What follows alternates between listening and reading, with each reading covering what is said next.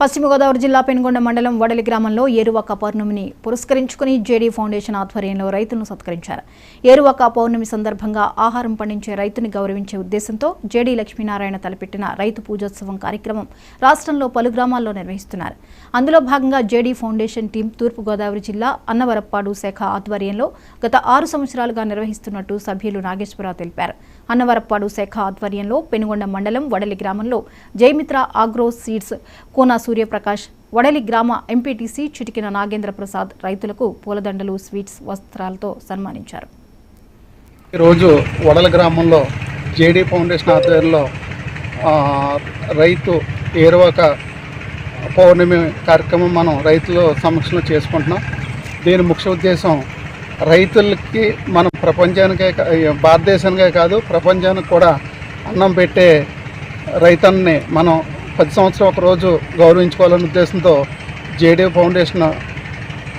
Foundation పెట్టిన JD Lakshminarayana గారి ఆధ్వర్యంలో ఇది 6వ సంవత్సరం జరుగుతుంది.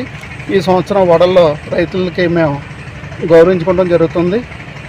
రైతు మనకి మన భారతదేశంలోనే కాదు ప్రపంచ దేశంలో అందరికీ కూడా ఆహారాన్ని ఉత్పత్తి చేస్తూ మన అందరికీ కూడా ఆర్థికంగా బలపడతాకి రైతు ఎంతో ఉపకారం చేస్తున్నాడు. ఈ రోజున వారిని మనం గౌరవించుకోవడం అనేది చాలా ఆనందదగ్గ విషయం.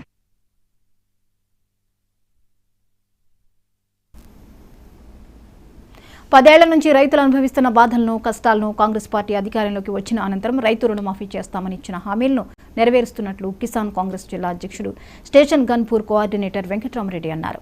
హసన్పర్తి మండలం ఎర్రగట్టు గుట్ట చౌరస్తాలో సీఎం రేవంత్ రెడ్డి చిత్రపటానికి పాలాభిషేకం చేశారు. అనంతరం ఆయన విలేకరులతో మాట్లాడుతూ ఈ నెల 22న జరిగిన కేబినెట్ సమావేశంలో జరిగిన రైతు రుణమాఫీ చర్చల్లో భాగంగా ముఖ్యమంత్రి ఆధ్వర్యంలో 2 లక్షల రుణమాఫీకి సంబంధించి కేబినెట్ మంత్రివర్గంలో ఆమోదయోగ్యం పొందిన సందర్భంగా రాష్ట్రంలోని రైతులందరూ ఆనందం వ్యక్తం చేశారని అన్నారు. ఇచ్చిన మాటకు కట్టుబడి ప్రతిపక్షాల సవాల్ను స్వీకరించి ఆగస్టులోపు రుణమాఫీ చేస్తామని ప్రకటించారన్నారు. 2 లక్షల రుణమాఫీకి సంబంధించి ఆమోదించడం కాంగ్రెస్ పార్టీకి దక్కిందని ఆయన స్పష్టం చేశారు.